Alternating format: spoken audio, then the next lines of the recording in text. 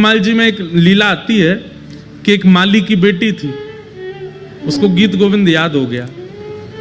वो गीत गोविंद कब गाती थी? जब अपने बगीचे में बैगन तोड़ने जा रही थी एक दिन। अब बैगन तोड़ने के लिए जा रही थी तो सघन वन था, वहां कांटे लगे हुए थे। अब वो तो बच बचा के निकल रही थी अंदर और गाती हुई जा रही थी। महाप्रभु जगन्नाथ जी व्याकुल हो गए, कोई गीत गोविंद गा रहा है। और तुरंत दौड़े ठाकुर जी, और ठाकुर जी इतने रसिक हैं गीत गोविंद के कि ऐसे नहीं कि दूर बैठ के सुन लिया, कोई गा रहा है तो वहीं से नहीं, सामने बैठ के सुनते हैं, श्रोता का पूरा निभाते हैं नियम। अब वो तो सघन वन में कुंजों में घुसती जा रही थी। महाप्रभु जगन्नाथ जी सोचे कहां से आ रही आवाज, इनमें ये कांटों के वृक्ष लगे हैं, बेल छाई है, इसमें भीतर घुसी हुई है, वहां से बैगन तोड़ती हुई गा रही है। महाप्रभु जगन्नाथ जी हैं भी खूब विशाल, खाते पीते घर के हैं, मोटे ताजे हैं। अब जैसे ये घुसे भीतर, सोचो कभी कभी इमेजिन करो इनके स्वरूप को, ये कैसे घुसे होंगे भीतर। जैसे ही भीतर पहुंचे तो कहीं कहीं से तो वस्त्र फट गए इनके, कहीं पर कांटे लग भी गए, लेकिन मधुर मुस्कान ठाकुर जी सुन रहे हैं। कभी कभी लगता है कि महाप्रभु जगन्नाथ जी 24 घंटे प्रसन्न मुद्रा में ही रहते हैं। क्यों?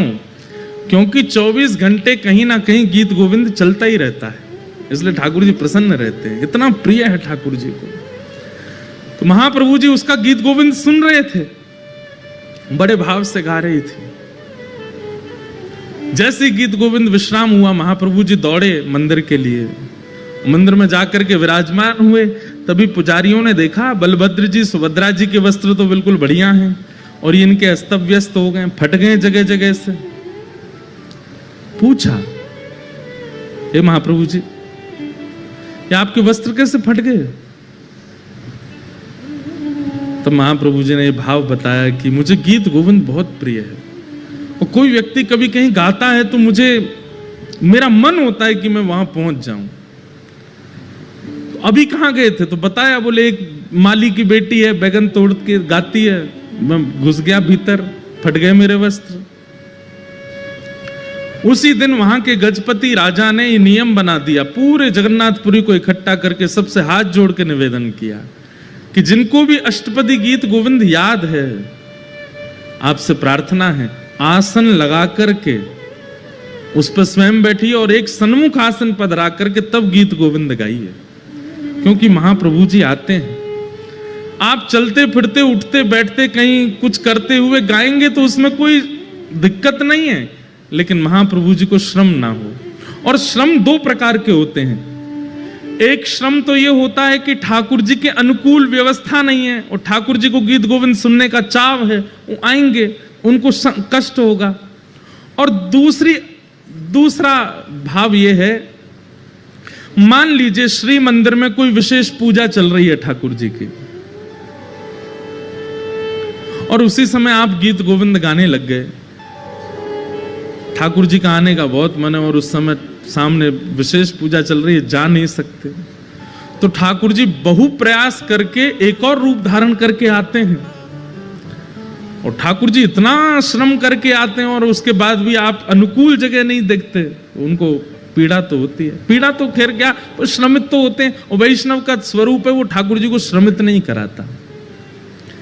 इसलिए गीत गोविंद का कभी भी पाठ कीजिए तो इस बात का ध्यान रखिए कि अनुकूल व्यवस्था है कि नहीं। चलते फिरते उठते बैठते अगर गाड़ी चल रही है तो रोक लीजिए, बगल वाले को उतार दीजिए और विचार कीजिए महाप्रभु जी बैठे, अब गा दें। बहुत ही चाव आ रहा है, गाने का बहुत मन हो रहा है, ऐसी स्थिति में आप गा सकते हैं।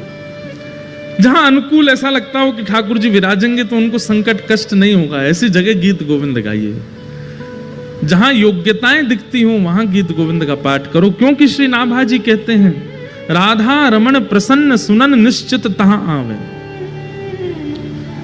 और एक बहुत विशेष बात गीत गोविंद के लिए, अष्टपदी अभ्यास करे ते ही बुद्धि बढ़ावे।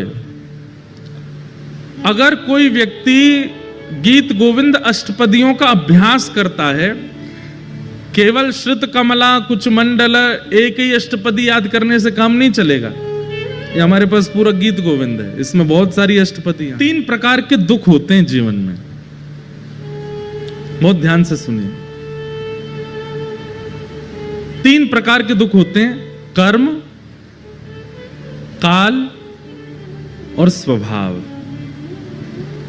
सबसे पहले दुख का कारण क्या है? हमारा कर्म। हम जैसा करते हैं हमको भोगना पड़ता है, चाहे कितना भी बड़ा व्यक्ति हो, अगर उसने गलत किया है उसको भोगना पड़ेगा।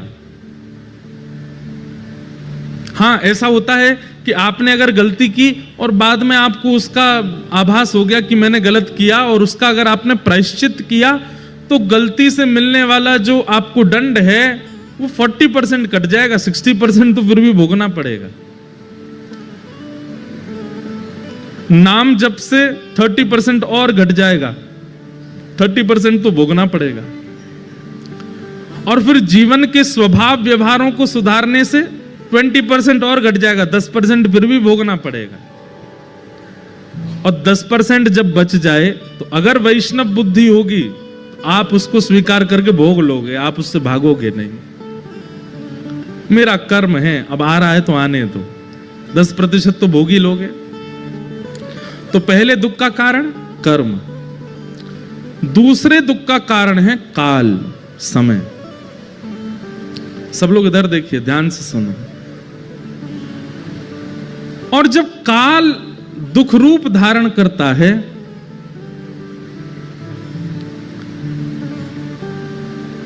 तो काल क्या करता है? मति का हरण कर लेता है। व्यक्ति का जब समय खराब आता है ना, तो कितना भी बुद्धिमान हो उसकी बुद्धि उल्टी हो जाती है।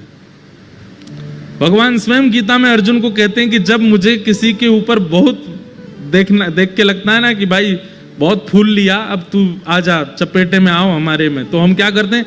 कुछ नहीं करते, केवल उसकी बुद्धि का हरण कर लेते हैं। उसकी सोच ही पलट जाती है। उसने इतनी कथाएं सुनी, इतना ज्ञान, इतने गुरुजनों से उसने सब कुछ सीखा, लेकिन अपने जीवन के व्यवहार स्वभाव को नहीं बदलता है, तो फिर ठाकुर जी काल का जब दुख आता है तो मति का हरण कर लेता है। कितनी बड़ी बात है।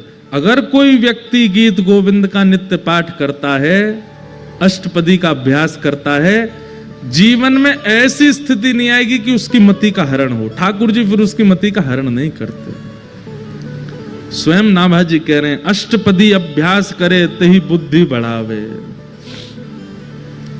अगर कोई नित्य अष्टपदी का अभ्यास करता है, गीत गोविंद का अभ्यास करता है, उसकी मति का हरण नहीं, मतलब उसके जीवन में काल का दुख नहीं आएगा, समय का दुख नहीं आएगा।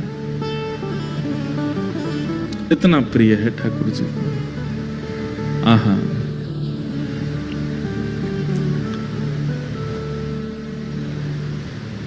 अरे और कहां तक कहें। जब जयदेव महाप्रभु पहुंचे और श्री जगन्नाथ महाप्रभु का दर्शन करते हुए गा रहे थे, श्रुत कमला कूच मंडल धृत कुंडल, वनमाल तक पहुंचे थे, बस गाना तो चाह रहे थे जय जगदीश हरे, लेकिन श्री जगन्नाथ महाप्रभु अपने मधुर अधरों से गाने लगे, जय जय देव। आज जय जगदीश हरे नहीं होगा, आज जय जय देव हरे होगा। हे जयदेव, तुम्हारे इन भावों को हम प्रणाम करते हैं, हमारी इन अंतरंग स्थितियों को तुम लिख रहे हो, हम वंदन करते हैं।